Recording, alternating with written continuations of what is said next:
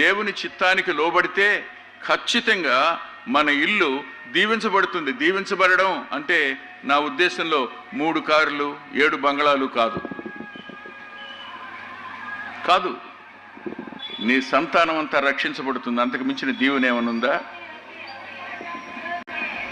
నీ పిల్లలందరూ యెహోవా ఉపదేశం పొందుతారు. అంతకంటే ఆశీర్వాదం ఏమైనా ఉందా? నీ తరాలన్నీ రక్షించబడతాయి. ఇంతకంటే ఆశీర్వాదం ఉందా? నరకానికి పోయేవాడు నీ ఇంట్లోంచి ఒక్కడూ కనపడ్డు. అంతకు మించిన ఆశీర్వాదం ఏమైనా ఉందా? ఏమీ లేదు. కాలం గడిచే కొద్దీ నీకు వచ్చినటువంటి జ్ఞానం, దేవుని యొక్క ప్రత్యక్షత, నీవు మాట్లాడుతున్నప్పుడు అనేకుల అంతరంగాలను ప్రభు తట్టు ఆకర్షిస్తాయి. తొందరపడి మనం చేసే పనులు నష్టానికి కారణమవుతాయి.